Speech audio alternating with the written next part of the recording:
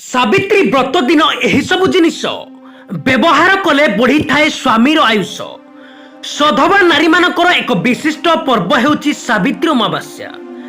आसंता जून 6 तारिख रे सारा ओडिशा रे एही पर्व पालन हेबाकु जाउछि। एही व्रत रे ओडिया घरर सधवा नारी माने सेमानक पतिंकर शुभ मनासिबा पई दीर्घ आयुष कामना करी व्रत रखिथांती।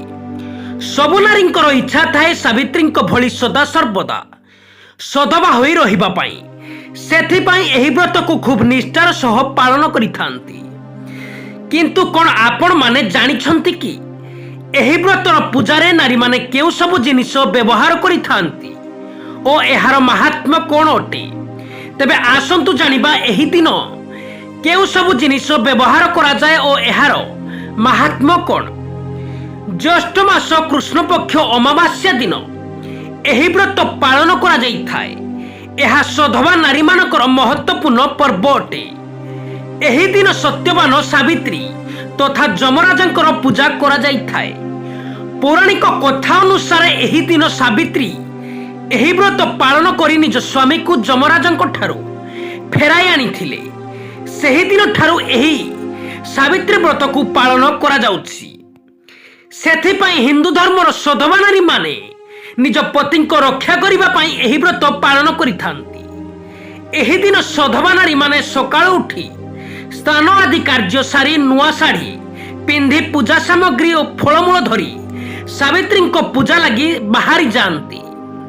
सेही पूजा पाई जेउ समु सामग्री आवश्यक हुए ताहा हेला व्रत, लाल रंगर साड़ी, शंखा, सिंदूर, अलता, दुब, बरकली, पत्र इत्यादि और भोग पाई विभिन्न प्रकार फल व्यवहार करा जाई थाए। एपरिकी नड़िया, आंब, पणस, सपुरी, कदली, लिचु कोली इत्यादि एही सब फल पूजा सामग्री जड़े विवाहिता नारीर प्रतीक। जेतेबेले झियोटीए बहु एही सासु घर को जाए सेतेबेले से लाल रंगर सबु जिनिस पिंधि थाए।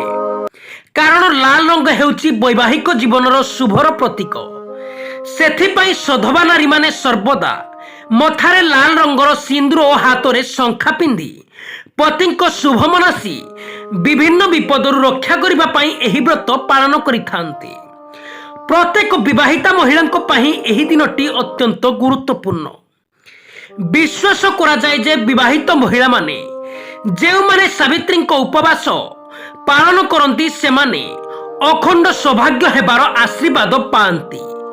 स्वामी को दीर्घ जीवन पाई सधवा नारी माने रीतिनीति सर्वदा एही पूजा करती।